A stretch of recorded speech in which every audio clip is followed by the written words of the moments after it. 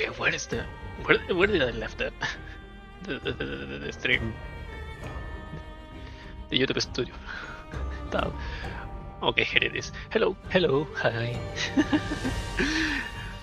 Hello. I pressed start the stream like half a minute ago, and I all of the time I was searching for which tab is it, and I found it. So hello. Wish. Oh god. I drank some coffee to be awake for this inhumane amounts of yapping that is gonna be this event, but apparently it wasn't hard enough.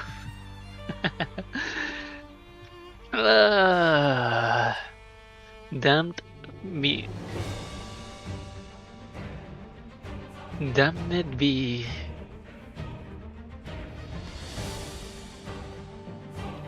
Let me post this on Twitter and we'll go. Here we go.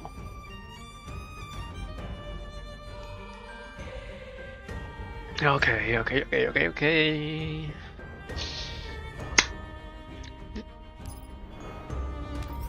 Here we are. Let me explain this before I forget. What? There has been like 4 misclicks in this whole sequence of trying to use the supply tickets. Okay. So it's Go Smoke Day. It's Go Smoke Week, and that's awful for everyone. That's the worst possible option for everyone. Let me get something to put over myself. I'm feeling cold as hell. There we go. Let's jump. Let's start with this. Not start. We started this in Saturday, so let's keep going with the story. There's a lot, and we only did one stage for 1 hour and something. So yeah, we have to. We have to keep going. What was this? Chaos, an unknown secret hides within a ruined body. She was born amidst the chaos. Raid. One can encounter enemies at any time on the way ahead. Best make true preparations. Let's go.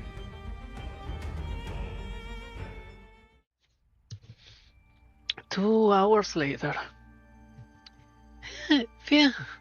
But it is an unnecessary convoluted encryption method. If every cipher in the world were this devoid of aesthetics, I think technology will really be doomed. So, what are the results?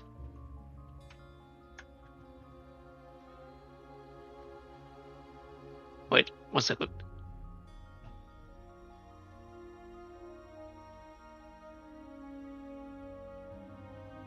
One second.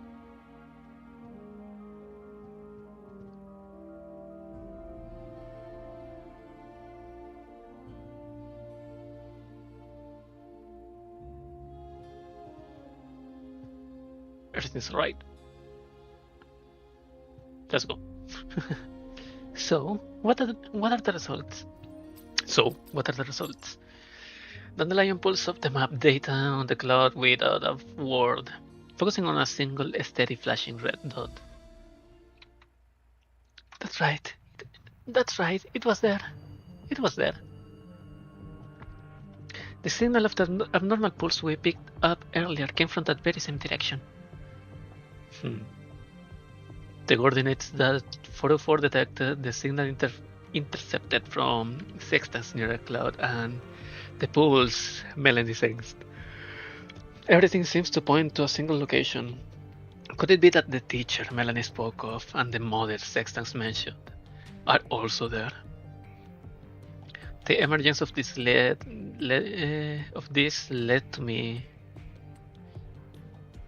What the emergence of this led to me is what I find.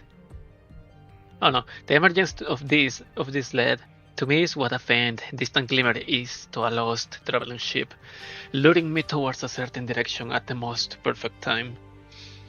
Should Melanie and my suppositions prove true, then our adversaries have likely pinpointed Elmo's location by now. On the other hand, we have sifted through and obtained a number of clues about them. The timing is too convenient, far too convenient to be a mere coincidence. But calling it a trap doesn't seem quite right. Shall we take the initiative? Commander, what do you intend to do next?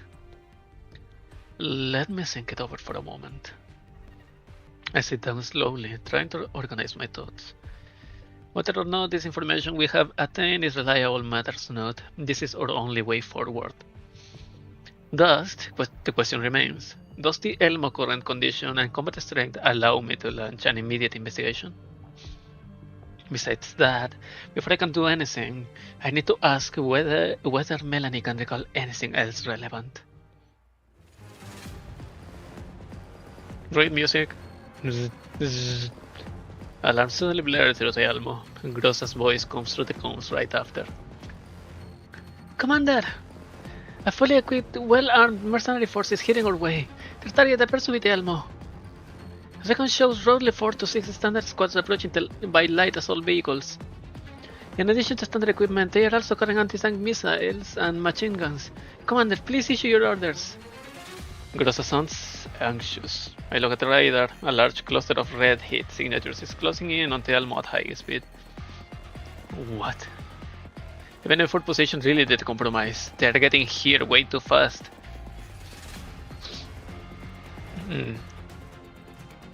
Grossa, can you confirm the enemy's identity? They don't look much different from units we have crossed paths with before. Most likely a group of bounty hunters.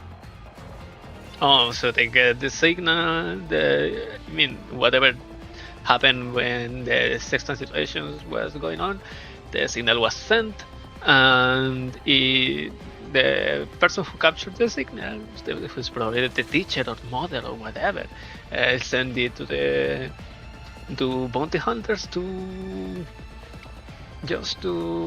slow us down. Bounty hunters out here in a place like this. Since when did these guys start getting their info so quick? Hero intel channels were far faster than theirs, Commander. Well, we have to add more rounds of patrol recon to the airborne beacon after this. Grossa, you're closest. Take your team and intercept the first wave. Monsoon and Zucchero squad will move to back you up immediately. Will do.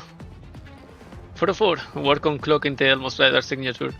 I'm guessing they only have a rough idea of our location and haven't pinpointed the exact coordinates yet. Understood. Melin, start the Elmo's engines. We have to get ready to move. Got it.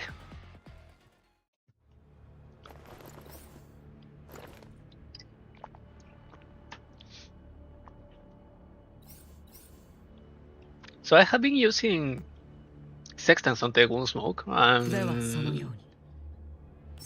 it's pretty great.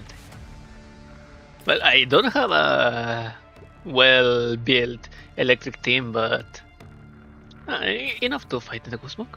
Anyways, but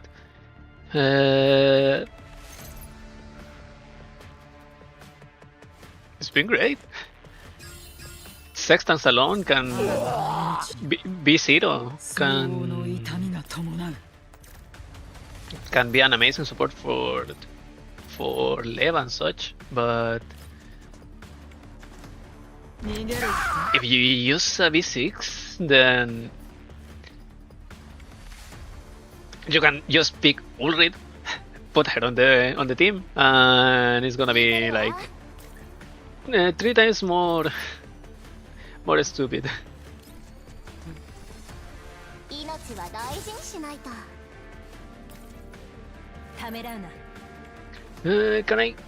Can I reach that one? No, I don't think so. Me. And mousing is too slow. Nope.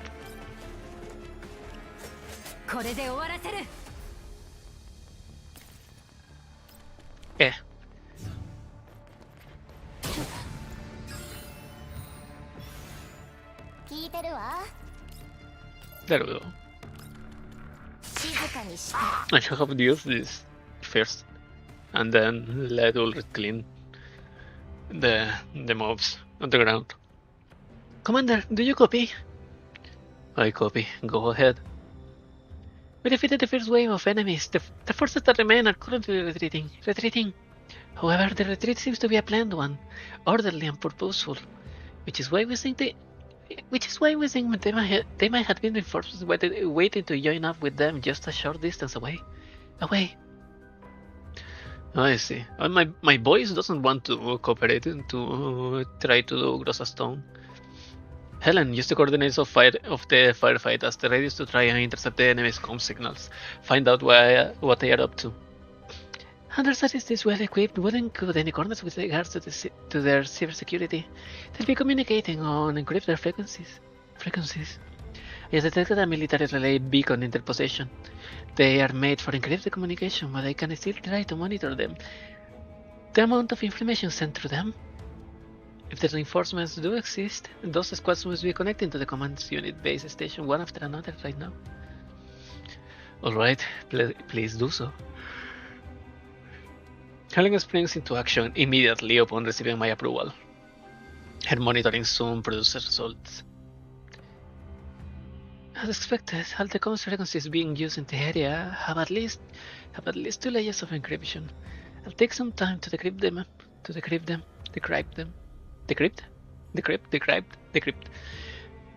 That aside, the relay beacon I detected just now is carrying several times more traffic than it was during the prior battle.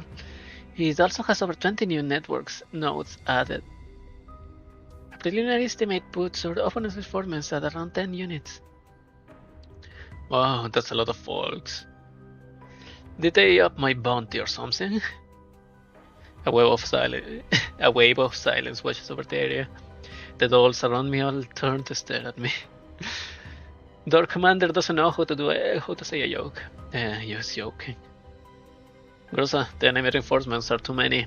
Pull back right now and let Monsoon and Sukero assist you in that. Don't get drawn into a prolonged fight, no matter what. Understood. Springfield, show Hui. Commander, we won't make it in time. Commander, we won't make it in time. The enemy has already grouped into a new information. They are quickly closing in on Team Grossa. Had eyes on it as well. Please give us your orders, Commander. We can hold them off for a while, Commander. There's enough time for the Elmo to retreat a safe distance from here. Don't sacrifice yourself. I won't allow that. If you do so, you'll be cut off from supplies and any reinforcements. These enemies don't look easy to deal with. We need a more comprehensive plan. But if you don't relocate now, you and everyone on the Elmo will be at risk of attack. The Elmo's combat echelons have grown to be reliable enough. Although I have to carefully weigh the situation Grossa has reported, leaving them behind is by no means something I can accept. So then, I decide. Let us partake in a rudimentary demonstration of firepower. I understand the situation better now. I'll update our tactical plan. Monsoon Squad, approach Team Grossa head-on from northwest, executing a feint to draw the enemy's attention. Monsoon Squad acknowledges. Sukero Squad, approach the enemy's flank from the southwest. Identify the weak points formed when the two enemy groups converge and strike those points with maximum firepower. Helen will assist you in rapid location targeting. Alright, we copy. As for the Elmo, we will stay on the other rim of the battlefield for now and observe.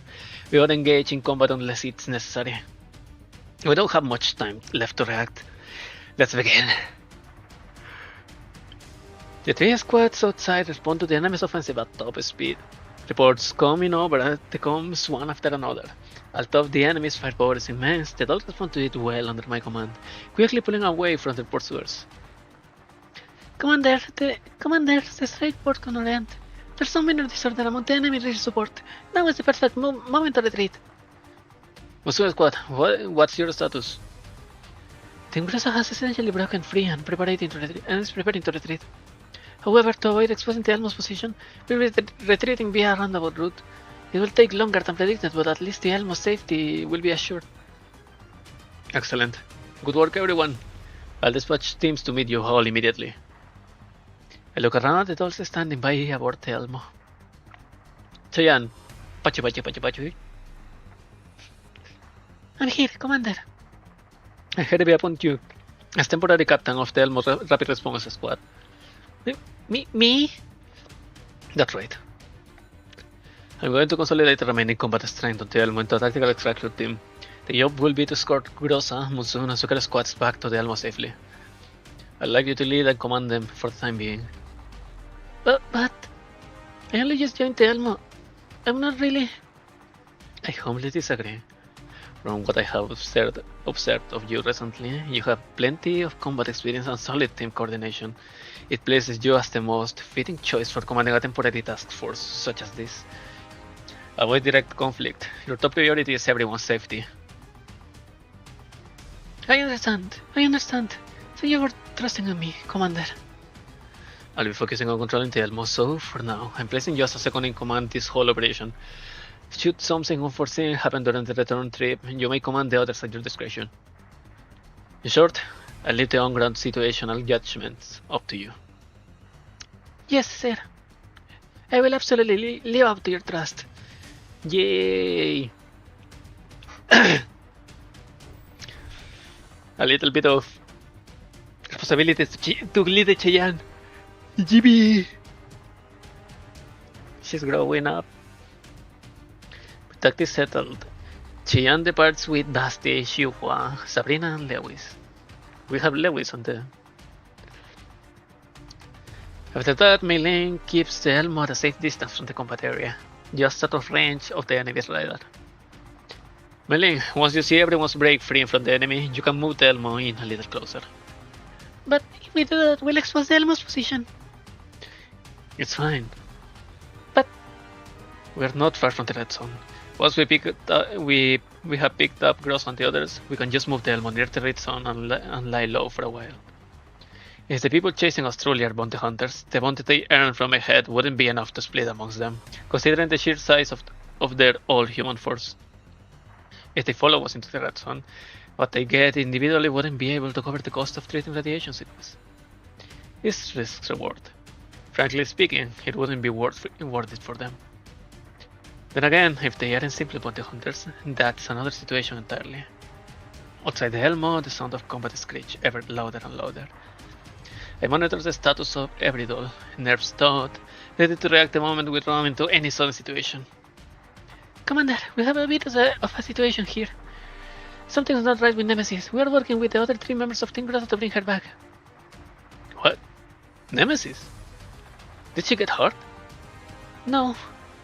Team Grossa was just about to pull out of combat when Nemesis' frame started going out of control. She can't take part in combat at all. I'm taking over her duties now to provide covering fire from Team Grossa.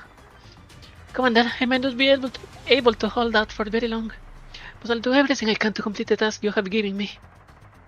Pachi. You have done well. Cheyenne, I'm leaving command of the Frontline to you for now. Having given Cheyenne her instructions, I turn to Mei Ling. Mei Ling, how far are we from Team Grossa? Position on the radar shows that we are about 500 meters away. We're close enough. If we drop our cloak from this distance, the enemy should spot us in no time. Wait, Commander, do you mean... Cheyenne and the others have already finished constructing the landing zone, securing the doll's retreat route. Now all we need to do is divert the enemy's attention to give them a chance to break away. I'm planning to have the Elmo take on that role. But that puts the Elmo at risk of being attacked again, after all the trouble we went through to... Rest assured, all repairs will be funded and approved. No holds barred. Alright, if you say so. Mei Ling taps the controls a few times, dropping the Elmo's electronic radar camouflage. The instant the Elmo drops his cloak, the heavy weapons that the enemy has been holding back on, waste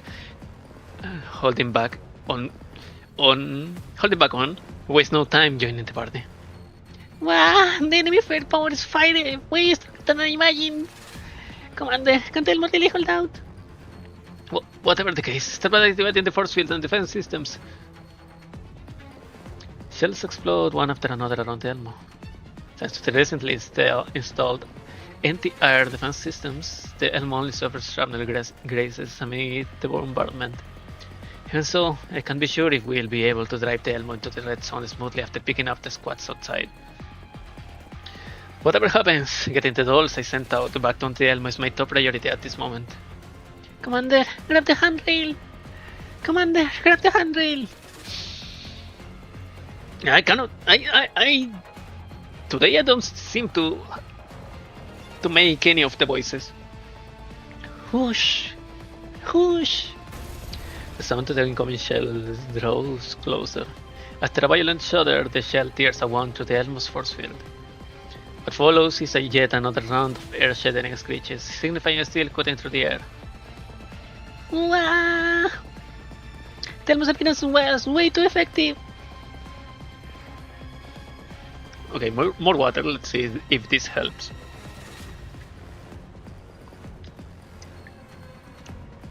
Now everyone should have a chance to retreat. As if to confirm what I have been saying, the Elmo comes light up one after another with replies from the squads. Commander, the Elmo has drawn. Commander, the Elmo has drawn away nearly all the enemy reinforcements. We managed to cut the engagement with Team Grossa. Still, are you all able to hold out over there? Don't worry, they can't do much damage to the Elmo right now. Moonshroud Squad has also adjusted our tactics. We are carrying out pinpointed strikes against the enemy harassment units. Alright, you're all doing great. Cheyenne, what's your status? Any chance to pull back? We just successfully linked up with Team Grossa. Right now we are moving towards the landing zone at top speed. ETA 5 minutes to boarding. Commander, thank you. I'm just so glad you're all coming back safe. Xiaohui, Springfield, have Monsoon Squad and Sukeru Squad prepare to retreat. Some minutes later, I see all 4 squads on the radar successfully board the drones, approaching the Elmo's position from there. Melee, locate the closest red zone coordinates. We have to retreat as well. Great, I've shared the coordinates to your terminals. As the coordinates pop up, the systems automatically calculate the optimal pickup and retreat route. The closest red zone is roughly 50 kilometers away. With the Elmo's speed in mind, we should be able to shake our pursuits within an hour if things go smoothly. Commander, everyone outside has managed to disengage. Well done, Mei-Ling. Begin to retreat along the road I just laid out. Got it. Everyone, stay sharp. I'm turning off the Elmo's defense mode. Once we confirm that everyone has been brought aboard, Mei-Ling drops the force field and the vector engine restrictions. The Elmo begins running at full speed. Without the protection of defense mode, the attacks on the Elmo immediately take a turn for the worse. Treating the wastes at full speed, the Elmo whips through shells like falling like rain. Thanks to Mei-Ling's exceptional driving, we managed to avoid being overwhelmed by the barrage. Imagine just being of age and having not only a talented mechanical skill once in a lifetime, but also having the skills to drive a behemoth like the Elmo in the middle of the wastelands, and drive it like it's drifting in Tokyo. Thanks to my exceptional driving, we managed to avoid being overwhelmed by the barrage. With the Elmo can return fire while moving at full speed, I quickly feel the enemy's attacks becoming more intense. Commander, the enemy's weapons seem much more powerful than we have faced before. We can touch them all. Brace for impact. Mei-Ling barely manages to swerve away from one shell, but another slams squarely into the side armor. Mei-Ling and I are thrown sideways by the shock. What fierce firepower! Mei-Ling! Wah, I'm okay. But if this keeps up, our escape route will be cut off. As if to confirm Mei-Ling's statement, I hear several more shells streak past the Elmo's roof. I did it right the first time. Huh? Eh? Was it a dud? The expected shudder never comes. We need to check if we got hit. We should have been hit. Just as I worried that the enemy might be using something worse than ordinary shells, a familiar, reassuring voice comes through the earpiece. Did we make it in time, Commander? Ooh, the fire squad!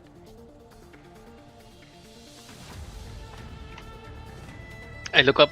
I look up after hearing the sound of rotors over the comms and notice what appears to be a small figure on a circling helicopter, waving in Elmo's direction. Alba and Boy Mastina have been away from Elmo for long stretches ever since the LBB incident. They do it to honor their agreement with the StateSec, operating across the UNC to carry out various missions. To be honest, I wasn't expecting them to be back this soon. Judging by the timing, they might have been handling a mission nearby. You came at just the right moment. Glad to hear it. Don't worry, Commander. Boy Mastina is on the ground, laying down fire on the enemy. Once they have been pushed back, we'll help everyone retreat to the Elmo. Retreat to the Elmo. I've sent the rendezvous coordinate to the Elmo receiver now. We already scouted the area in advance. It's the safest place in the vicinity. Scouted? Hard to explain over comms. Let's talk in detail when we meet. We also brought a StateSec specialist with us this time. She'll help us get the Elmo out of danger. Understood. Thank you for the assist. Melin, once we pull out of the engagement zone, deploy the helipad so Alba and the others can land. Got it. StateSec specialist, I guess. I wonder who is that. I want to live here. Right here. This is the perfect place to rest, to pass all what's left of my days. Of my simple, crude and boring days. SS11. Why yes? Sextans story. New friend. The joining of a reliable friend puts everyone at ease. Reliable? Friend? Alba! Pachi. Commander. My voice. Commander, not long time no see. Defy has returned.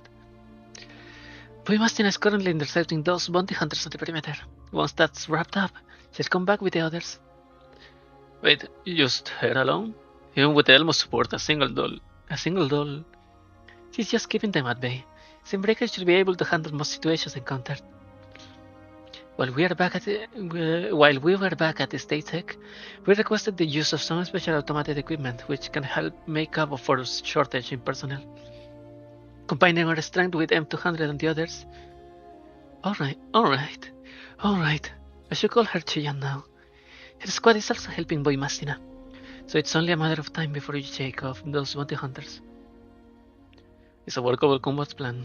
Thank you for the help. Oh, and this...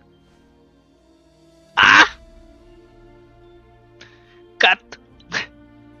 Cat jumpscare. You! What are you doing here? Alba steps to the side, revealing an unfamiliar doll behind her. This must be the StateSec specialist she mentioned earlier, who will be working with us. So this is the commander, huh? Nice to meet you. The unfamiliar doll gives me a mysterious wink. For some reason, I feel as though I have seen her somewhere before. Do you know me from somewhere? Well, sort of. Alba and Boy Mastina have shown me your file, if that counts as knowing you. Since I'm the one who knows the commander's name, that seems a little unfair, doesn't it? It may be better if I formally introduce myself, perhaps. The unfamiliar doll extends her hands towards me with an indecipherable smile on her face. I am a doll from the Special Operations Task Force under the StateSec of the New Soviet Union District, Peritia. StateSec? Peritia? Wait, isn't that name? I realized that Peritia might be the StateSec doll with some connection to Grossa. But now isn't the time for that topic. Besides, I still don't know her exact identity. Let's hear what Alba and the others have to say first. My mission this time is... let me see. Is to temporarily serve as Alba's and Boy Mastina's partner, I think. That's right. Pericia has served stateside for a long time. Having participated in numerous extreme risk covert operations, she has proven to be an experienced and highly reliable companion. I study Peritia carefully. If she's a stateside doll who carries out covert missions, I should be sure that I've never seen her before. So where does this sense of familiarity come from? Maybe the eyes? The homophobia in her eyes? Oh my, looks like Delma has gained yet another reliable companion. Peritia's gaze shifts to the holographic projection behind me. Dandelion seizes Peritia up, her expression carrying a meaningful undertone. It is truly an honor to meet you in such a critical moment. This must be Miss Dandelion. I hit the mark, right? You haven't even heard of me by name. Statesec dolls are really remarkably resourceful.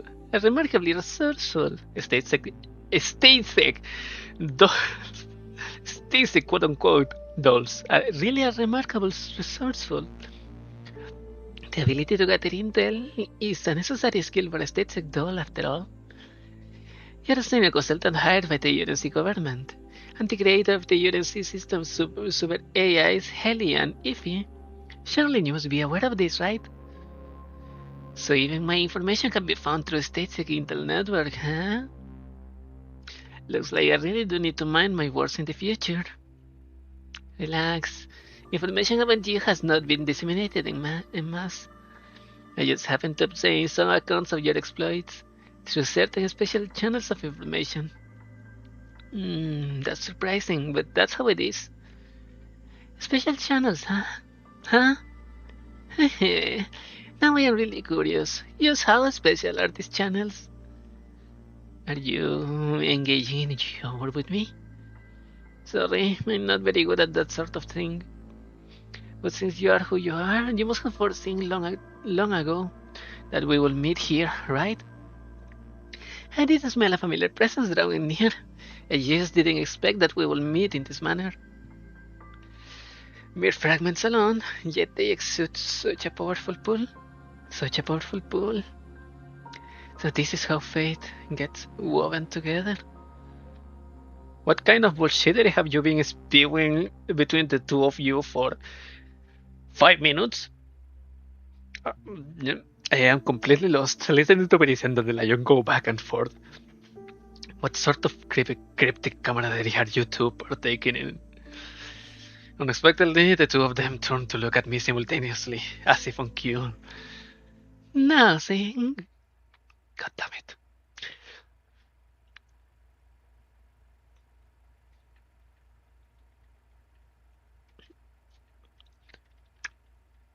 You too! Damn it.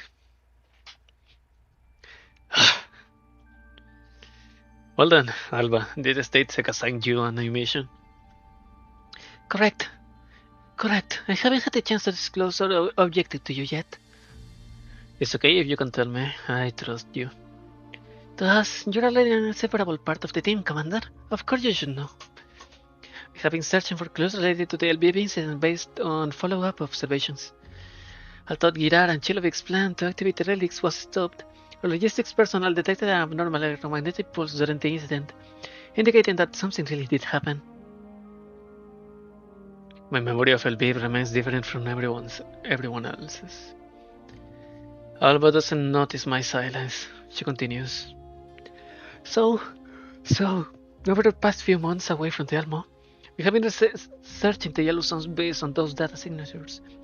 We captured similar signals several times, using them to locate Paradius bases. Are Paradius bases continuously emitting signal pulses resembling relic activation experiments? They are. We destroyed several small Paradius bases deep in the Yellow Zone, based on these clues. Every last one of them was conducting volume production, without exception. Combined with those records left by our fallen statesec comrades, we can confirm that Paradius is mass producing volumes in a deliberate manner. They are gathering them to achieve some specific purpose. So they aren't making volumes just to expand their forces. Have you found anything else? Unfortunately, all we have is some recorded footage. None of the investigators survived. These incidents have caused quite a stir within the UNC. Large-scale operations may begin soon. Miss Nelly and Mr. Kevin encourages us to pursue our investigation through other channels for now. Nelly and Kevin mentioned, woohoo! I remember now. You mentioned earlier that they helped retrofit Boy Mastina's armor. I find myself caught in a brief moment of nostalgia upon hearing the names of those two individuals. It's been 10 years.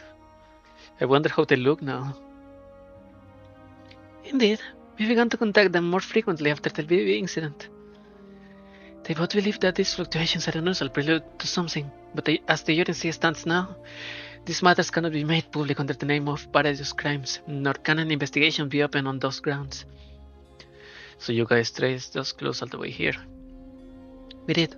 About 12 hours ago, we detected an abnormal electromagnetic pulse from a nearby red zone.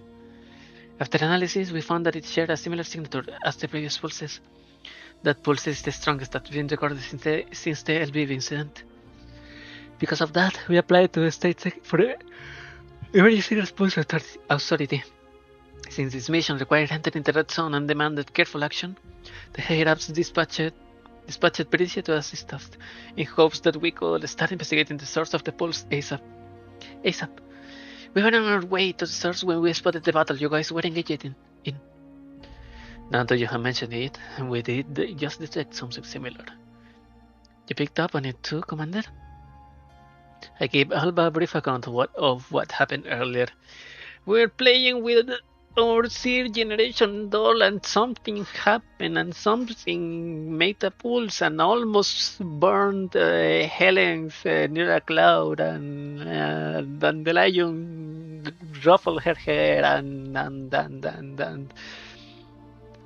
Sextans is now a god-made monster hunter.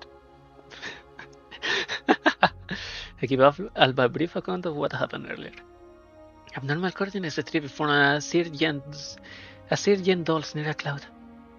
So, Commander, you are investigating the Sir-Gen doll you have on your vehicle?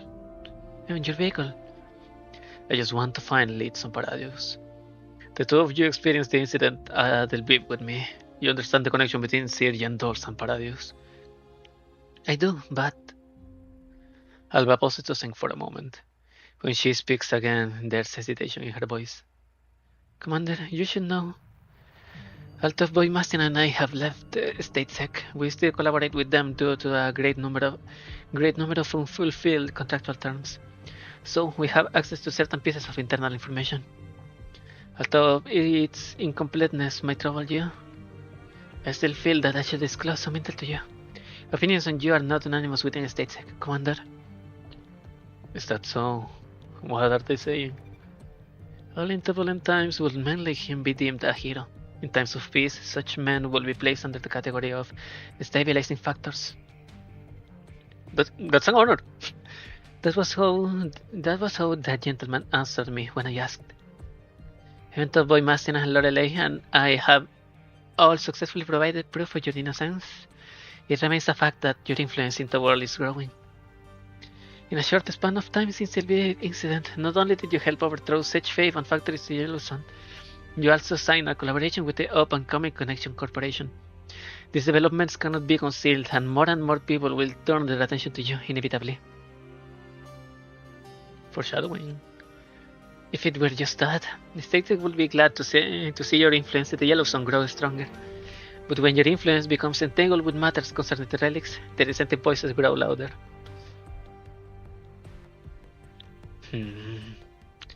Wait, give a second.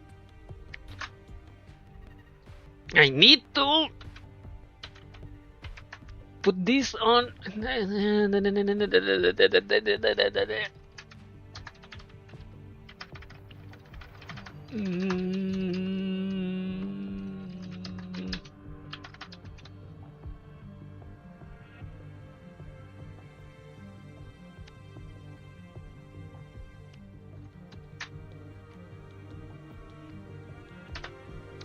There we go.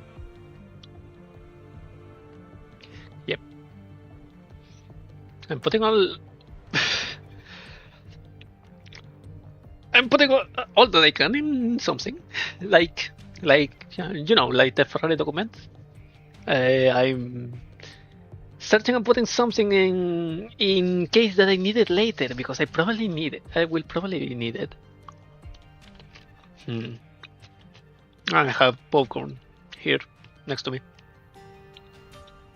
Other than Helena, the fact that there's a Sergeant Doll on the Elmo makes it difficult for you and your supporters to keep proving that you are innocent. What? There may be three right now. When did you get another one? I found it on the street. Static may turn a blind eye to certain things internally, but this particular issue is a rather critical one. If our adversaries find a need, they could use this as a pretext to apply far greater pressure. So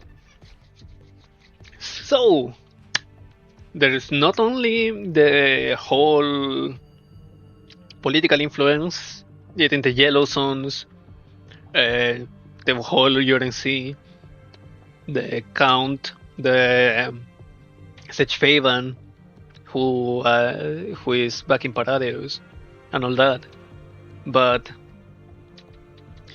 inside the own Stasek, the Stasek who is right now has been transformed from the state security for the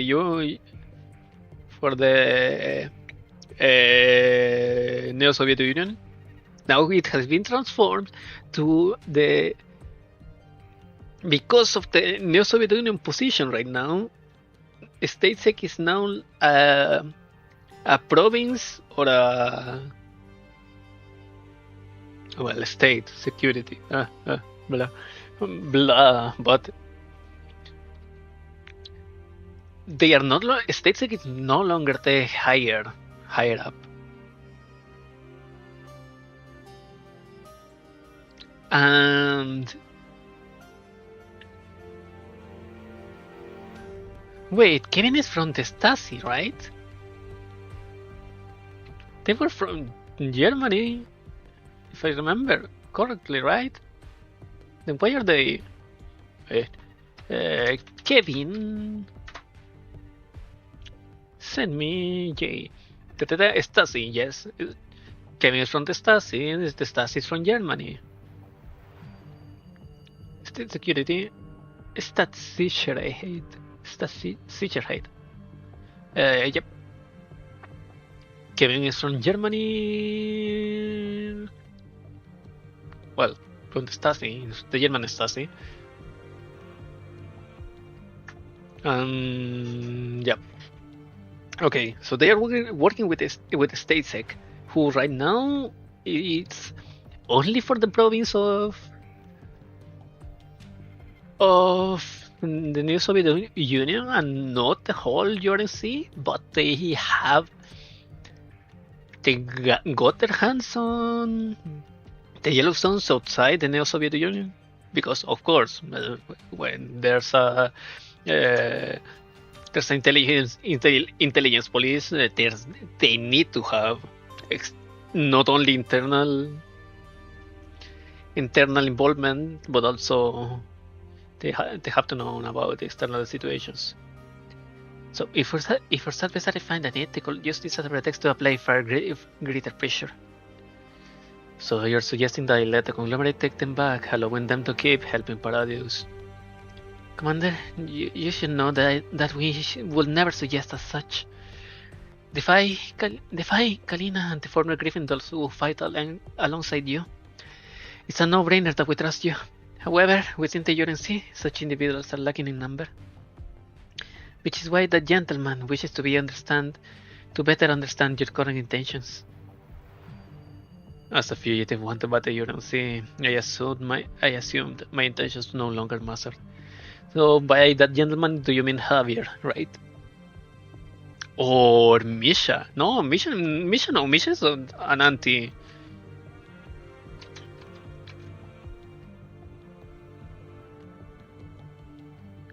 Javier was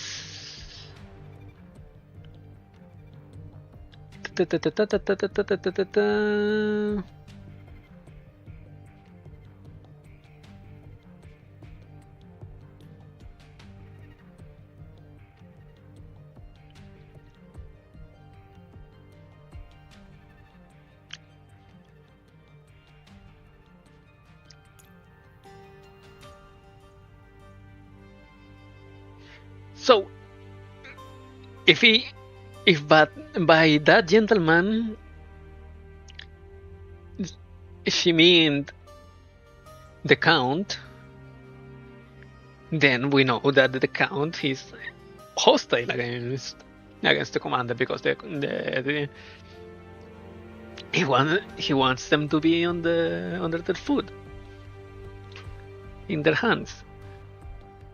So it's not like, understand your current intentions. They know that the commander is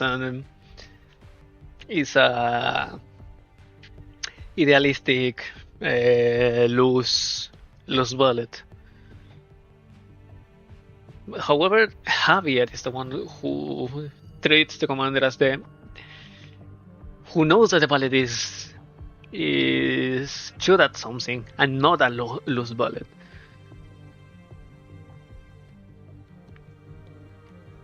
So they want to know what to are they pointing at, right?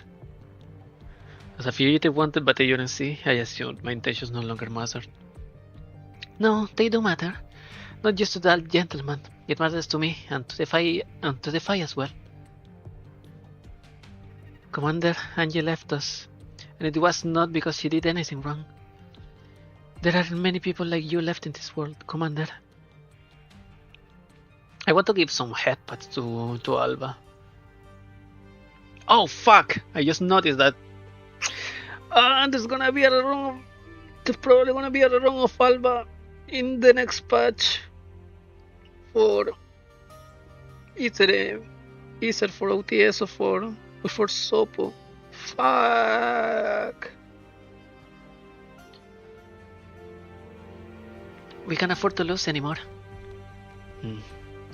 Alba, I understand your concerns, but Sergeant Dolls are the strongest lead I have.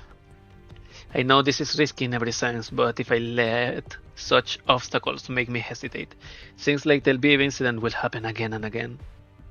Whether it is destroying Paradise Labs, investigating Sergeant Dolls, or the debacle like caused in Mokosh, I realize that so long as I do something, there's a possibility that I can improve the lives of those I hold dear, even if it's only by a little. That's why I want to keep moving forward on this path, whether I'm labeled as a hero or a criminal. These are things I wanted to do for a long time. Thanks to that warrant from the UNC, my reservations have been completely cleared away. We have already reached the worst case scenario, so why not just go all out? And as for Angie, whom you mentioned earlier, you could say that the things she once did pushed me to make a decision. Angie did once fall into the dark, but before she left us, what was reflected in her eyes was the dawn. Perhaps I just stubbornly want to bring about the world that she, and so many others like her, envisioned. And now I feel that I can do far more compared to who I was a decade back. Strange, isn't it? The forces I call upon now don't even amount to the tenth of what I had before. Yet still... Commander, to be frank, your words make me happy, but they also worry me a little. Yeah, Alba doesn't want you to go on a suicide mission, Commander. Even so, I'm convinced, once again, that Defy's choice to follow you was the right one. Thank you. With that in mind, Alba taps her earpiece. The indicator on her comms module goes dark. She leans in close and speaks in a whisper just beside my ear. Commander, what I'm about to say is just a personal reminder from me. If you intend to investigate or make contact with Sergeant Dolls and the developer behind them in any way, please make sure Boymasin and I are present as your escort. Why? sheer firepower, I guess. Statesec hasn't reached a conclusion yet, but our available intel is enough for us to derive an obvious one. That our opponent is unlike an enemy we have faced so far, and the extent of the danger is incalculable. Albadan turns her comms module back on, picks up a tablet, and projects a set of coordinates into the terminal in front of me. Since both the leads among us point to the same dangerous region, something likely did happen there. Pericia, can you help me adjust the map to the region that the pulse originated from? Of course I can. I thought you and the commander were going to whisper in private for a longer... That's going to be for an after mission. I'm on duty now. Alba knows. Alba doesn't mix business with pleasure. Those were just routine work-related discussions. Sure. Yes, sure. I understand. Pericia smiles, then projects a map into the air showing the coordinates. Right here. We set the red zone, 34 kilometers west of Prague Center. Then our objective is clear. Commander, we should know. Alva is about to say something, but she's cut off by a sudden commotion. Right after, the door to the Elmo's ops room opens. Crowley walks as she argues with the dolls beside her about something. At the moment she lifts her head, she stops dead in her tracks, as thought she just saw a ghost. You, why are you here? I look towards Crowley and realize that the you she's referring to is none other than Peritia, who has only just arrived on the Elmo today for the first time. I wanted everyone to have a nice sit-down conversation after everything status was settled, but from the look on Crowley's face, this is probably not the right moment for that. Crowley, is this the Peritia you have been searching for all this time? Of course. If it weren't for her, forget it. I'm just glad that you're safe. I actually have so many things I wanted to tell you. The Elmo's a wonderful place. From now, why don't you... Hey, Peritia? Sensing the confusion in Peritia's eyes, Crowley tentatively calls out to the other doll by name. Have you met me before? That seems to be the case. Through the long silence, Crowley's expression shifts from confusion to displeasure, until finally it boils over into a fury that makes her charge forward. There's a limit to how far you can take a joke. I thought you got hauled off to be scrapped like those dolls arena bastards back then. Do you have any idea what it was? I was originally planning to thank you properly when I saw you again. But what kind of attitude is this? We were... Hey! You're thanking my rep by acting like that.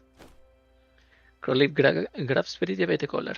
Their eyes lock, as though she were trying to dig out memories of herself buried deep within Peritia's neural cloud. The standoff drags on until a tall figure appears, places a hand on each of their shoulders, and pulls the two of them apart with ease. My master is home. Please do not interfere with the Statesec personnel on duty. Huh? There we go. Huh? I'm sorry, Miss Crowley. I didn't have the chance to explain just now. But it just suffered damage to her neural cloud in a previous mission. She can no longer remember many things. So she's not pretending that she doesn't know you. Mission? Neural cloud damage? You're saying she's with you guys. The Dolarena mission you mentioned was likely one of the incidents that damaged her neural cloud. After the Statesec recovered Peritia, they assigned her to only handle support roles in failed missions. Peritia doesn't seem to show any additional emotion in response to Crowley's big outburst. She simply smiles politely. Statesec doll? So when you did all that in the arena, was it for a mission? But if it was a mission, shouldn't you have looked out for yourself first? Alright, if a neural cloud was damaged, I can even ask her about it. Damn it, why? Nemesis is the same too. They all make it so hard for me to rest easy. Krolik says nothing more, as if struck by some kind of serious blow. She does something unlike herself. She walks to the corner of the room and sits down quietly. Boymastina steps forward and hands me a document. Commander, I brought back the doll called Nemesis that you requested. She appears to have returned to normal and is currently undergoing a neural cloud scan in the repair pod. So what exactly is going on? Why did Nemesis suddenly malfunction? Rosa, can you describe in detail what happened during the operation? Things were pretty chaotic back then. It started while we were in combat with the enemy. Nemesis ignored several of my orders in succession and didn't respond to me calling her. I assumed Nemesis had been pinned down by enemy fire and sent Krolik to break her free. However, once Krolik got close, she realized that Nemesis seemed different from her usual state. It looked like someone was interfering with her neural cloud. Neural cloud interference again. Sextans had the same thing earlier. I recall how, back when we accidentally stumbled into a Paradise religious ceremony, Nemesis had reacted strangely to the proceedings. Nemesis and Sextans malfunctioning one after another. Were they both affected because of that pulse? Was caused by Paradise? I want to check on Nemesis. Commander. It will be alright. If you're really worried about it, stay by my side, okay? Understood. But. Rosa follows behind me as we pass through the corridor and enter the maintenance room. Nemesis appears to have regained consciousness. She is undergoing a scan under Meiling's guidance. Meiling, how is she? Does it seem like there's anything unusual going on? Miss Helen helped me too, but still, I don't think we found the cause of the malfunction. Nemesis, how are you feeling? Right, I forgot to call Krolik over. Thinking back on Krolik's state right now, maybe it's better to leave her alone. Surely, I should be able to understand Nemesis a little, after watching Krolik translate for so long. I still myself and try speaking with Nemesis directly. Nemesis, did you sense something while fighting the enemy earlier? Not a flower, not the flowers. At least it's not a butterfly yet. Flowers swaying in the breeze, gathering, parting, both are as a haze. Nope, didn't understand a thing. She's saying that she felt herself being summoned by some kind of decisive fate. What the hell are you doing here? Peritia, you can understand what Nemesis is saying. Yeah, I do have this rather unexplainable ability. It does come in handy every now and then, wouldn't you agree?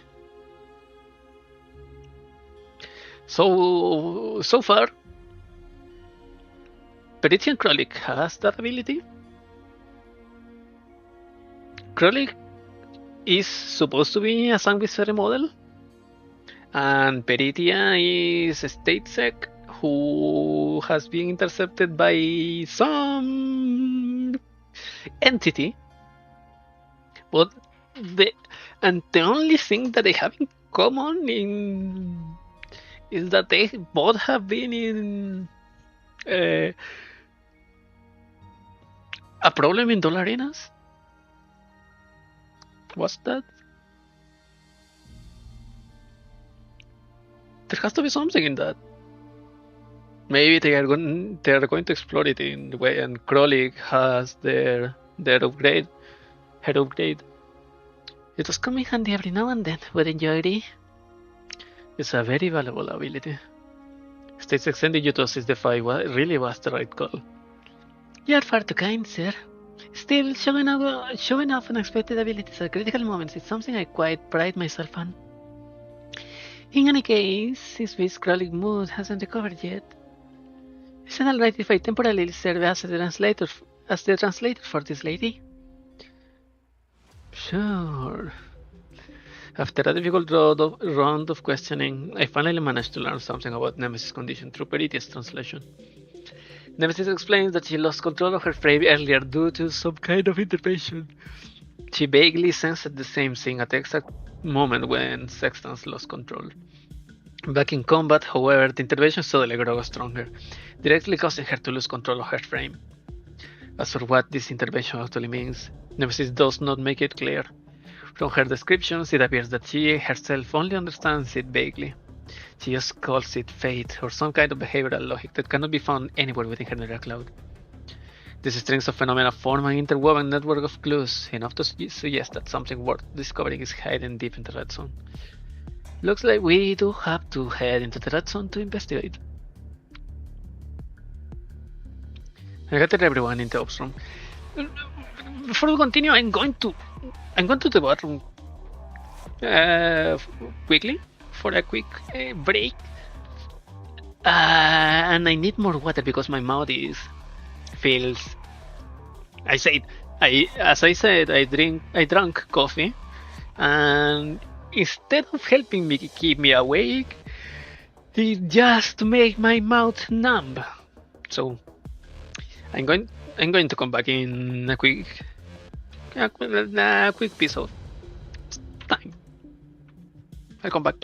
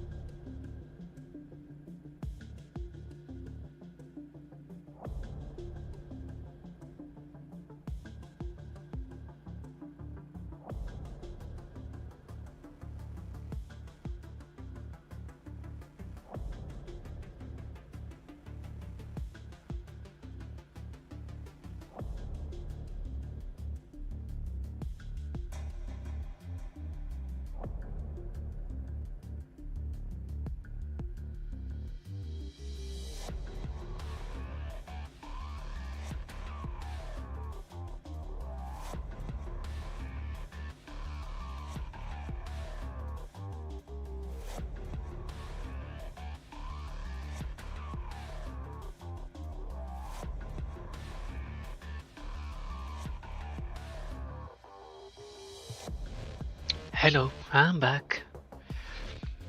I drank some water, I released some water, and I'm back to continue this.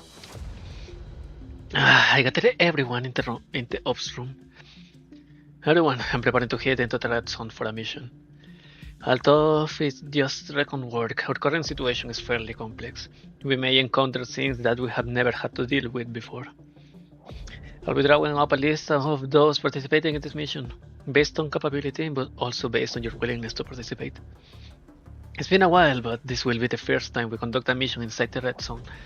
We'll need to make proper preparations for protective gear and comms equipment. Melin, take inventory of what equipment is left in the warehouse and... There is no need to go through such trouble. Our helicopter is carrying enough protective gear and comms equipment. Wait, one second. There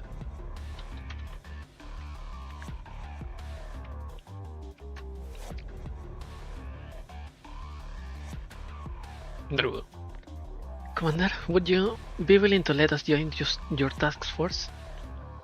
Of course, that would be wonderful. I will inventory the equipment for this mission. Please inform me of the team size and equipment specifications in a short while. Alright, and then let us set our goal as return to the Elmo before sunset. Ah!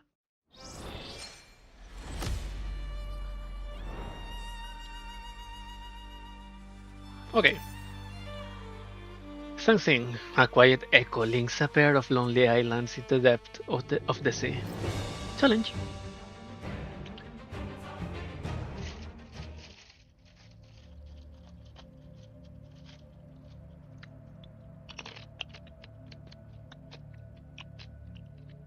Alba and Boy Mastin are in the refitting room, checking off the equipment list for the upcoming mission. I take the chance to finalize the personnel coming on this mission. I begin by selecting 404, a squad possessing extensive combat experience in red zones, to accompany me. Because our special equipment is in limited supply, I can only bring one more squad along, which leaves me feeling somewhat conflicted. Both Monsoon Squad and Soccer Squad have assisted me on missions involving Paradius bases before. Their performance has been quite reassuring. Besides them, the new dolls who just joined Elmo may still be in their adjustment periods, but they each have their own strengths and specialities. After what just happened with Sextans, I realized that I really don't need to assign a strong, well-coordinated team specifically to keep an eye on her. What's more, we just exposed our location in front of those mercs. I must leave enough forces on the Elmo for its own defense. I also have Team Grossa. If I pull Team Grossa away from the Elmo, I'll need to get another team to look after Helen and Melanie. Commander, I want to come too. What? Why? What are you doing here in the Sidrak room? Sitrap. Melanie has been picking at me from every corner of the equipment room ever since I announced the trip into the red zone. Right now, she's on her tiptoes, peering at the mission roster. You want to come? Where exactly do you want to go? I want to go with you and the others into the red zone for the investigation. There must be plenty of Paradius traps over there. I can protect you, Commander. Okay, how exactly does Melanie plan to protect me? Do you have a box like Helena's? Melanie shakes her head. Do you have a way to jam radars so that the enemy can't spot us? Melanie shakes her head. Then... I trusted the commander, sweetie. I'll find a way somehow. Right, I can still help. For example, I can disguise myself as one of their Helenas and infiltrate a Paradius base, like what I did last time. That way, we have a way to go straight in and grab lots of internal Paradius data. If things go well, Commander, we wouldn't need to use much firepower to destroy their base this time. But last time we were discovered by an eater really quickly. They won't be caught off guard this time. Besides, how do you know that they definitely have Helenas over there? No. I only asked that offhandedly, but something clicks when I notice Melanie suddenly shifting her gaze away from me. Has Melanie been hiding something else she knows from me?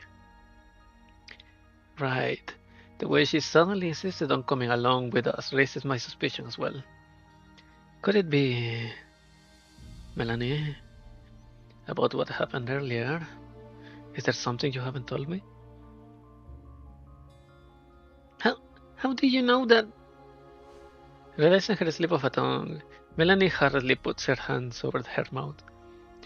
I knew it. Melanie, did you sense something about the Helenas again? Melanie turns away, showing me her back. I promised that girl that I wouldn't tell anyone about it. If that's how she puts it, Melanie definitely did sense the presence of another Helena. And judging by what we know so far, that Helena is somewhere inside a Paradise base, in the depths of the Red Zone. Looking back at how Helena once sensed Melanie, if we really do want to get to the bottom of all this, bringing Melanie along will make things much easier. But should I really bring Melanie to the Red Zone just for this? This is way too dangerous. It adds so much unpredictability to our investigation. Plus, I also have to think about whether or not to make this new discovery a secondary objective of the mission. Looks like Melanie still hadn't told me everything. I should get these things sorted with her first. Melanie, why don't we try talking this through together? Tell me everything you know. If this is important, I'll bring you along to rescue that Helena. Really? Yep, I won't go back on my word.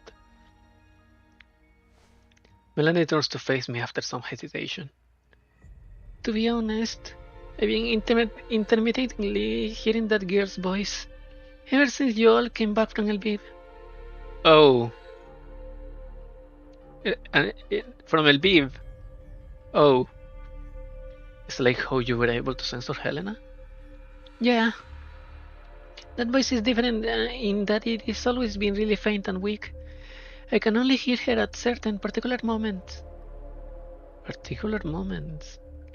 Yes. She seemed to be in great pain every time I managed to sense her. It feels like something is draining her life dry. Abnormal pulses, the connection between Syrian dolls and volumes, and yet another Helena. I have no concrete proof yet, but this instinct tells me that what Melanie is describing appears to be tied to the events that Alba and the others have been investigating. Melanie, can you tell me what the two of you discussed? We didn't actually manage to talk that much, but she seems to know a great deal about what's happening on the outside. Especially things about you, Commander. She knows me? She said that a certain individual nearby who pulls the thread of fate was the reason why she could establish a connection with me. She also brought up the Lviv incident. What did she say? She asked me what became of the people in Lviv after Nirvana opened. Oh god.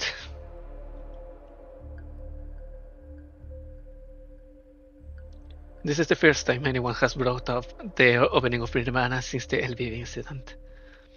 I assumed that what happened might have been an hallucination of mine, but now I'm suddenly being told that someone else had witnessed it.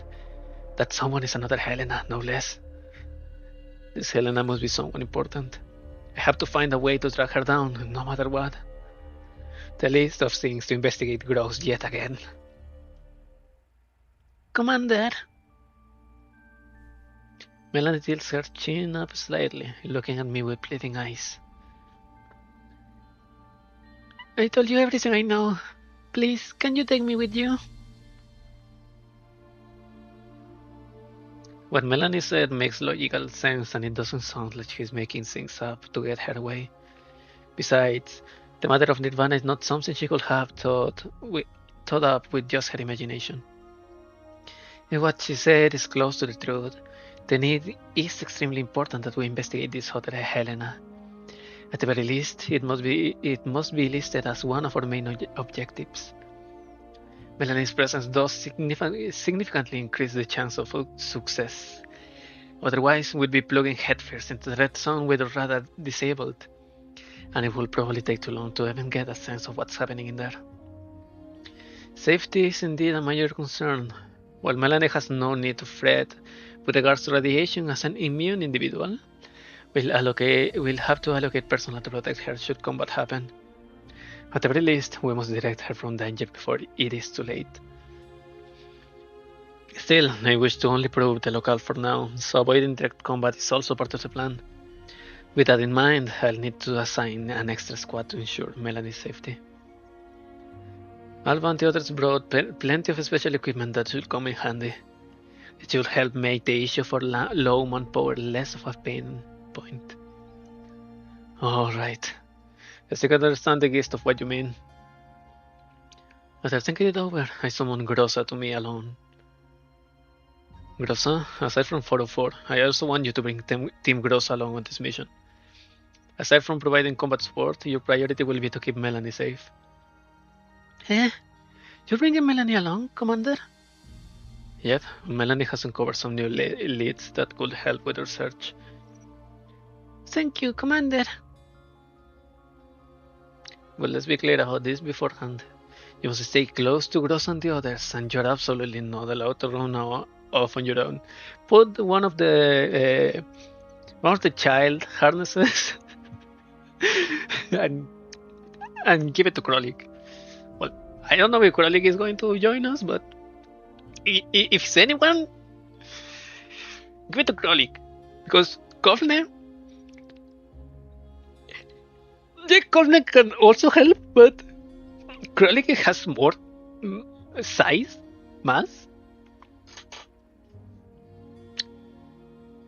And Nemesis is having her own troubles, and Grossa is probably, if something happens to the commander, Grossa is going to explode on sight. So give it to Krolik and leave Krolik to be the responsible one, because most of the time in Team Grossa, Krolik is the responsible one for some reason.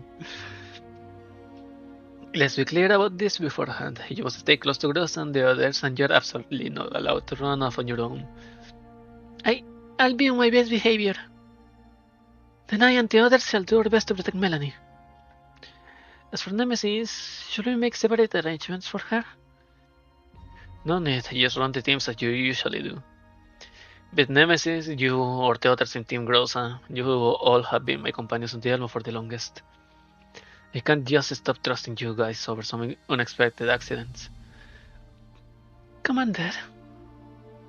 Besides, Nemesis does have a number of mysteries surrounding her. I have a feeling that this mission could help us solve them. Understood. Leave the rest of the arrangements to me. This time, I won't let you down, Commander. With the roster set, Boymastina goes to the helicopter to bring down equipment for the mission. While taking stock of our equipment inventory, I noticed that aside from basic protective gear, we also have plenty of special equipment that will be hard to find, even on the black market. Commander, we may face extreme radiation levels once we enter the red zone. Please wear the protective suit well and equip the radiation isolation device.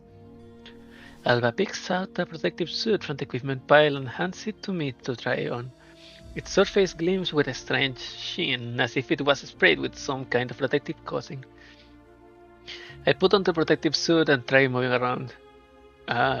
It's suffocating. So tight. It's kind of hard to breathe. Alba notices my discomfort. She scrambles to explain. Sorry, Commander, since this is an impromptu mission, we didn't have time to custom order one. So we'll have to ask you to bear with Kevin's year for now. It's Kevin's year! No! No! The commander is supposed to be wider than Kevin. At least Kevin that I remember. Jay was a twink. Even if the commander was also twinkish, Kevin was the swing. Now Deer has taken that position. So we don't know what Kevin is.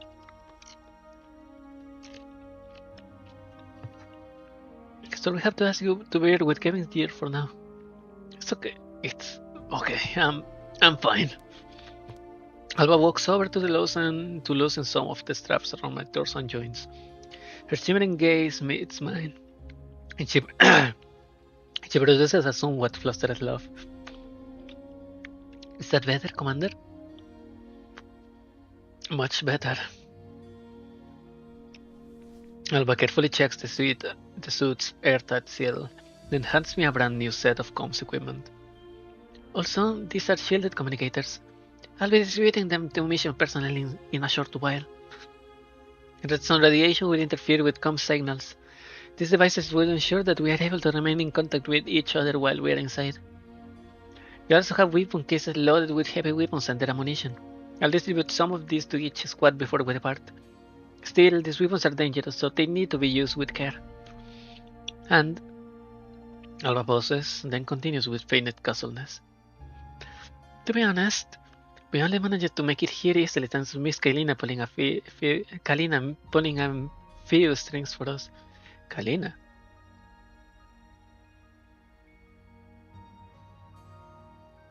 Wait, this is happening parallel to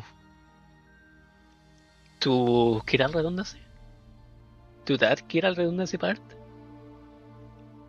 Really? So she's also been assisting you guys? It seems she's finally found something she wants to do. Indeed. Although she's currently dealing with a conundrum, she found a way to contact and help us as much as she could. This is why I think you shouldn't worry about her too much. Oh no, this is before. This is when she... No spoilers. Not spoilers. No. Not today. Someone as smart as Miss Kalina will always find a way to take care of herself. Miss Kalina told me about a certain something, by the way. I think you might want to know. What did she say? She said that she came across a doll who looked very much like Rosa. A doll resembling Rosa? It's probably a doll using a similar frame model. That is one possibility. However, Miss Kalina specifically brought it up because that doll's combat capabilities are extremely strong. It's very likely a Syrian doll. So it looks like a Syrian version of Grossa. Got it. I'll keep that in mind. Commander, all personnel participating in the mission have been equipped and anti-relevant gear has been distributed to the squad leaders. It is time for us to head out. Yippee! Kalin is thinking about us. Yippee! Soon te voy, Mastina. Let's get another blade.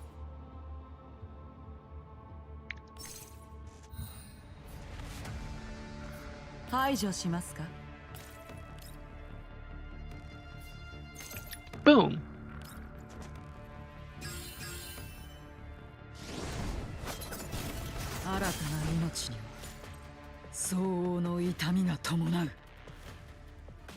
And I cannot hit that one.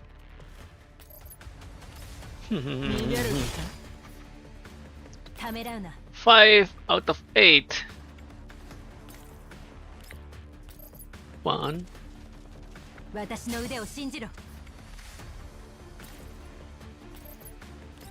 Well, anyways. I could have hit this one with Ulrid, but let's see her ult.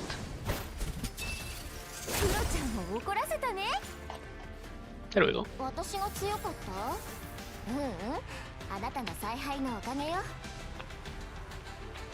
Confirm. No, they didn't let that information change yet.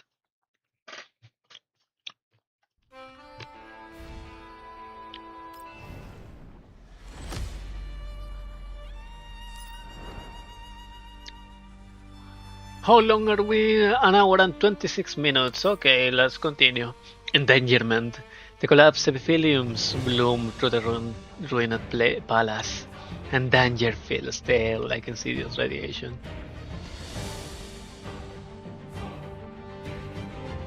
What?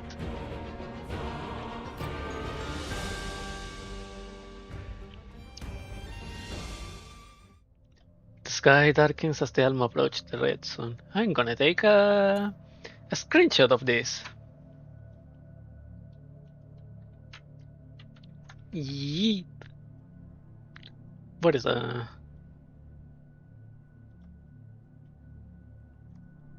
place that I've been saving the screenshots?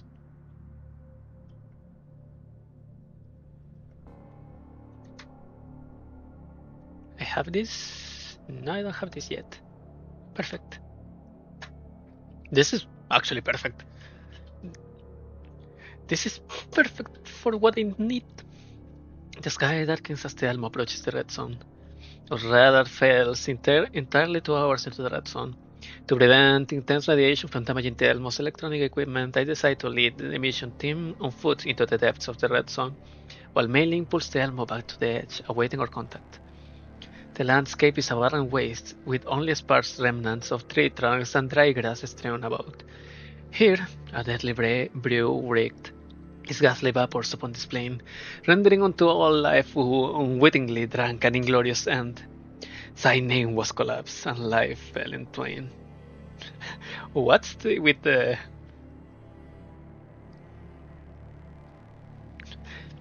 prose, with the Shakespearean verbose? As with death, we saw naught but silence. 3 hours later, we finally crossed the indistinct boundary. Wait, I need to. This is too good to leave alone.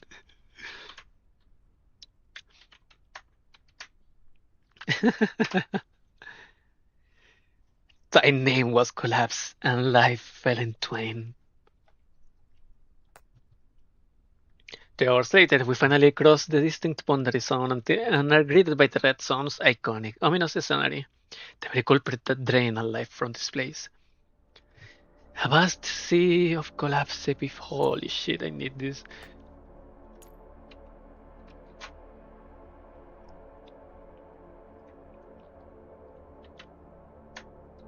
You know, this needs to be an animated screen save. Screen saver? Or that I forgot the name from the thing that you put on the back of the on the screen on the desktop. That was it. The vast sea of collapsed epithelium, known as Hell's Paradise. And red, a lot of red. At some point, our signals completely vanished from the radar. Aside from internal squad comms, our surroundings are as quiet as an empty void. Nothing here that can prove our existence aside from our own physical sensations. Beneath our feet, the translucent, radiation dust-stained petals shimmer with a faint glow akin to cooling embers. I smell a metallic, ionizing odor spreading through the air around me, even through my protective suit. Commander, watch your step. Try to avoid those flowers as we move forward. And there is just 2 card reading. The radiation near the flowers is more than a dozen times higher than the surrounding area. The epithelium are currently in their absorption phase. Let's hurry through. Yep. What Andor refers to is one of the defining traits of the collapsed epithelium. They interact with the collapsed radiation in the environment, absorbing it under certain conditions, releasing it in others. Wait. Epithelium.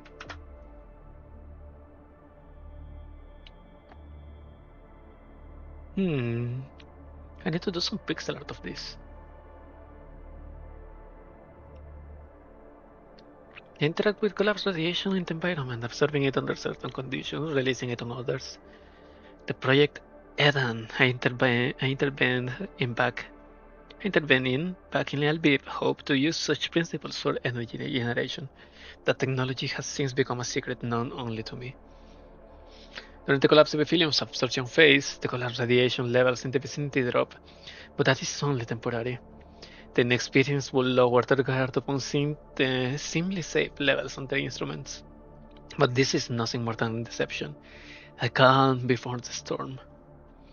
Once the release phase arrives, the radiation levels surge, rendering most protective equipment in a grand cascade.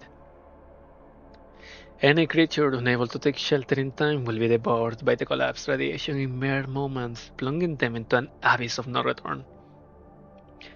The absorption phase means that the ambient radiation levels are relatively low at the moment, but even so, an ordinary person cannot survive heat for long without protection. Yet despite the hardness of the environment, it is also strangely, unsettlingly quiet. No one tried to stop us on the way here. We haven't even seen a single tiny elite critter scurrying by, is there? Commander, we are almost at the coordinates. Coordinates. Is okay. How can I make sweeter, but also a breezy voice for Alba? Good. All units, enter alert level 1.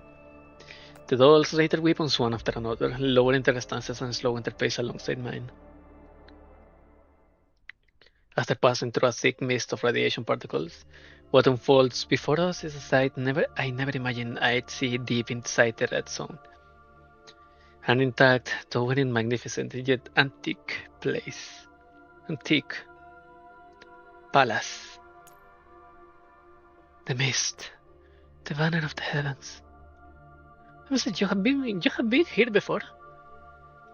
Beautiful vista of bygone days, gathered into echoes among clouds. Just like this place has stirred some of Miss Nemesis' memories. I studied the exterior of the old castle carefully, but I find no clear signs of anything ordinary. Even thought it clearly shouldn't be here. An ancient structure of a bygone era. The spires that adorned its towers have long since crumbled, leaving jagged hollows that spear the sky. The narrow arched windows are but hollow eye sockets, yet some yet filled with remnants of their stained glass sclera that faintly glimmer with the dusk's fair embrace. The heavy main doors lie open, no longer withholding their bounty from the world beyond. The iron that clasps its hinges are rusted so thoroughly that it has painted the wood with haphazard strokes of oxidated crimson.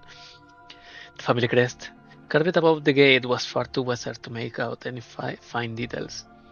All that remained was the rough outline of the shield that made its center. Truthfully, I feel uncertainty boil from within my core.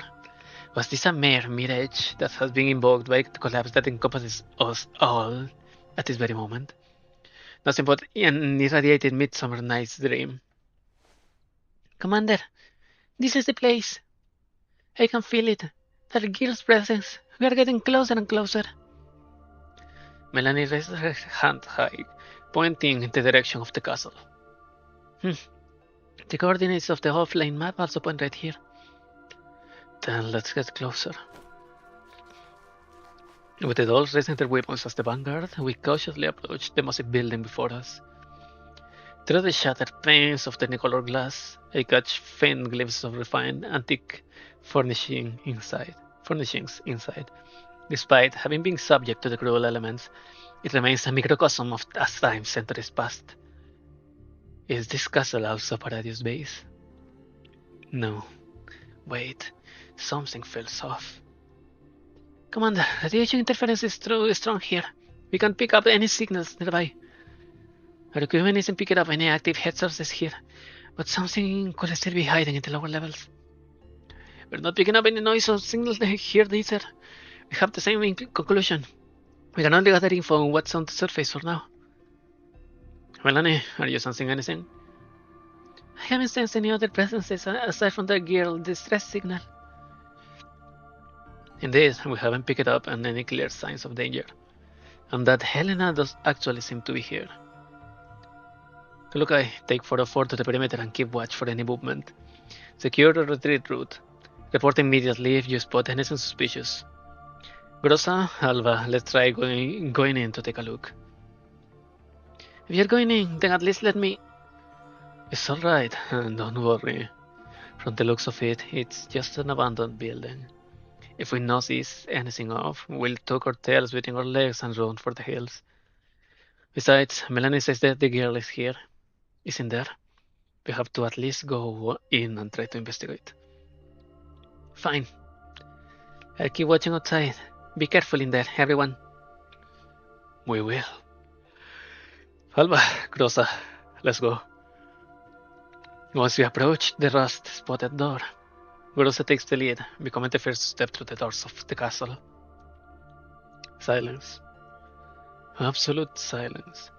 The alarms that I had subconsciously expected do not blare, leaving a part of me feeling rather unsated. Our arrival is met only by the ominous silence that shrouds the heart of the red zone. We push the door open and take a step inside the castle. The interior is not as dilapidated as I had assumed. Damp stone steps with brick walls on both sides lead up to the great hall. The faintly warm light of dusk filters through the multicolored glass windows, casting columns of varied hues across the great structure. In the great hall, a table is surrounded by several velvet chairs, all arranged loosely.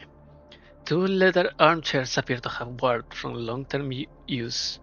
The latter is polished to a shine, suggesting that someone once lived here for a long period of time. The castle appears to have been used after the war, for a long time too. Maybe this area only became a red zone recently. It would be great if we could find some records about it. Melanie, are you sure this is the place? I am. I still can't pinpoint the exact location, but... I look around. Searching this whole castle will take too long. Let's try to wrap this up ASAP. We can't linger here too long. Alba, you guys search the upper floors of the staircase. Grossa will go through the corridor over here and search the rooms in the back. Understood. After splitting off from Alba and the others, Team Grossa and I move down the corridor and into the back of the castle. This area appears to be made up of several bedrooms. After confirming that there are no sounds inside, I pull on the brass handle on the room nearest to me. The room is decorated similarly to a reception hall, but the moment I push the door open, the scent of dust and faint mildew hits my nose, a stark contrast to the candlelit air of the great hall. The room isn't very spacious, its furnishings simple. Half the space has been taken up by a bed. Several stacks of documents lie on the desk, their tabs already yellowed. A forgotten corner of this grandiose castle, it seems. Look around for any useful documents left here. There's Krellig and Nemesis guarding the door. The rest of us begin searching through the corners of the room. An old-fashioned, antique feel coats the room. Electronic devices are rare, while the bookshelf leaning against the wall is neatly lined with thick volumes, mostly classical texts and novels from a bygone era. I leaf through them without much thought. Something suddenly leaps out from one of the books. What is this? I pick up the slip of paper and find what seems to be some reading notes.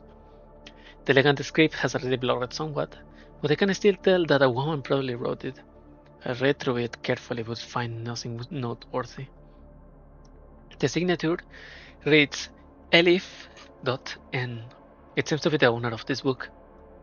I pocket the note and prepare to continue searching when I hear coughing from the other side of the room. Come on there, I found something interesting under the bed. What are you searching in a woman's room?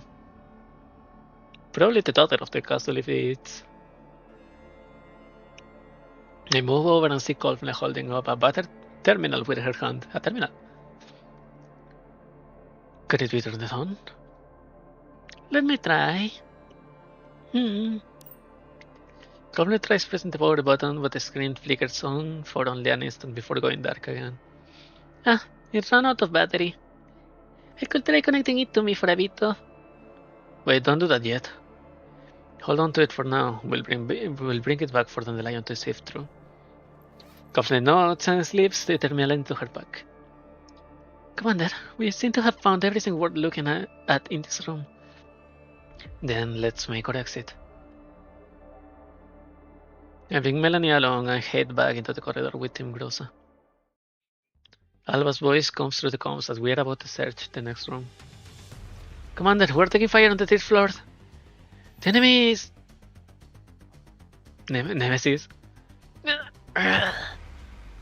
Nemesis? Fall. Reverse. The heart wanders far. Sisters. Commander, look at those dolls. Huh? I don't know where they arrived, but a number of dolls have appeared. A number of dolls have appeared at the far end of the corridor. Covered in a cloud of dust, illuminated by the faint light, I finally make out what they look like. The same dark skin, what? The same tight ash grey hair, the same violet pupils.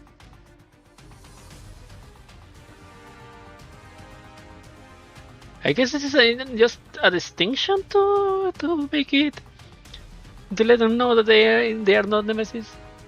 But they have done that anyways, man. Like Nemesis head, Paradise armor, something like that. These are just monogram shifted Nemesis. Same violet pupils, and the same cold, sharp eyes that belong only to a marksman. They are Nemesis.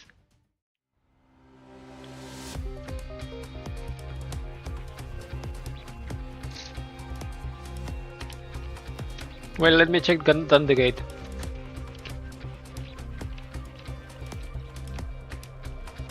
Free item location 1-4. Wait, are they Nemesis too? That doesn't matter right now. They are our enemies. They are our enemies. Eliminate all dolls. Order received. I can actually understand what they are saying. This isn't time to be worrying about that sort of thing. How are you, Nemesis? Can you still fight? Candlelight. Surely. She said yes. Alright, in any event, let's think of a way to get out of here first.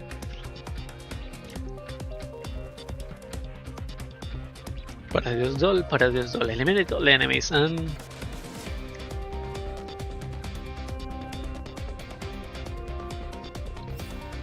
It's supposed to be this one, right?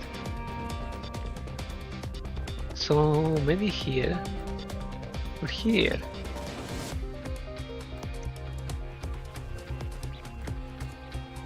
Or here. Okay. Okay, let's boxes.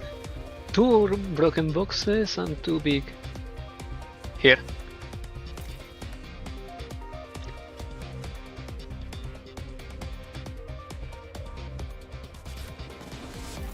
Thank you, Fetusa.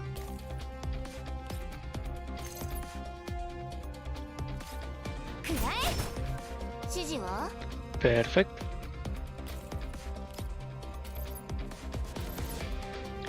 Let's leave this to Leva.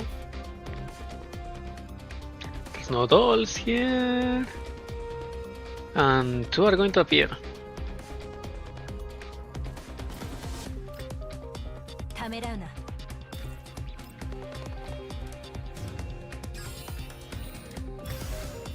Oh, 3. Okay, I'm blind as hell. Well, I guess Fetusa can hit that one. No. Yeah. Perfect. This way, Commander. After temporarily fending off the dolls who look nearly identical to Nemesis, we find the main entrance that we entered from front to be shut. Thus, our only option is to take the stairs deeper into the castle, in search for another way out. The remaining enemies keep chasing us without end. The fight catches up to us so that Team Grosso can cover Melanie and I as we fall back into safer position behind the lines. Colin and Krollik turn around the corner. After confirming that the area ahead is safe, they push open an oak door beside them. Oh no, it's a dead end. Endless stairs. Revolving. Reach the first shadow. You mean there's a way out from here? Krollik stares at Nemesis skeptically. Nemesis gives her an affirmative nod in return. Krollik begins running her hands along the wall opposite the room before tapping out a reason on one of the bricks. There it is. Commander, there's a hiding path here. Should we go in? I look at Nemesis. Her gaze wavers not. Let's go in and take a look. Gross and Krollik carefully but swiftly swing open the hidden door built into the brick wall. It's totally dark inside. The dolls switch on the lights in their head equipment, allowing me to finally take in the layout of this room by their dim glows. I suddenly get this feeling that this layout feels kind of familiar, but I can't remember where I have seen it before. The decor of the room where we are in is quite different from anything we have seen so far. Or rather, this place can be even called a room. It's more like a cold, sterile laboratory. A massive culture tank stands in the middle of the room. Countless neatly arranged pipes run along the ceiling and floor, stretching into the darkness beyond. Commander, this is the place. I can sense her presence. Melanie lets go of my hand, rushing over to the culture tank's edge to inspect it closely. I follow Melanie over, only to find the tank empty. Nothing is left besides the dry residue of the culture fluid. Are we too late? Love. I hate this. No way. No. Don't worry, Melanie. We are all here with you. No one is going to hurt you. To help reassure Melanie, I lift her into my arms while doing my best to gather as much information in the darkness as I can. After carefully examining the room, I can confirm that this place is very similar to where we rescued Melanie. The same lab equipment, the same facility layout, even the same plant-style culture tanks. On the side of the culture tank, a metal nameplate reflects a faint glow. H35.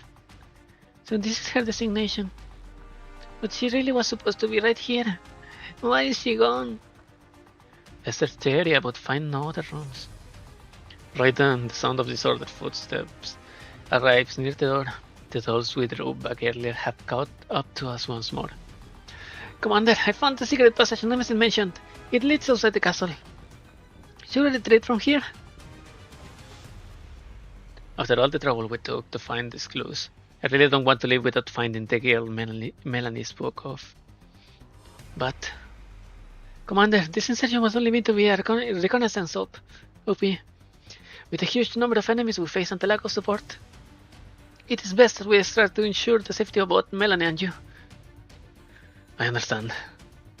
Rosa, Alba, we're falling back for now. We push open the door and slide down the hidden passage, landing safely on the ground.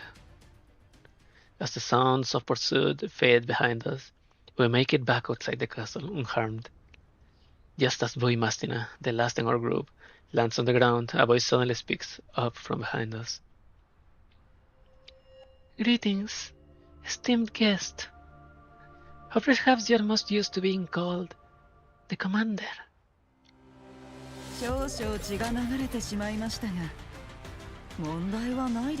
Okay, it's the perfect cliffhanger. Honestly, it's the perfect cliffhanger to leave this here. Dun, dun, dun. It's a lot of text, I've been speaking for almost 2 hours. Hidden supplies obtained. Yippee! We have an indicator now. We have done 4 of this. Nice. So, we'll leave this here. For now, I have things to do. So let's continue. On Tuesday, maybe, or if I'm in the mood, maybe tomorrow. I don't know. But let's stop by now for now. So, that's it for today. Thank you for coming, thank you for watching. This has been Frontline Exilium Moonshroud Requiem event, and I have been Agnos Eterna. Please leave a like, a subscribe, a comment, whatever you seem appropriate. And I hope that you come back next time. That's it. Goodbye.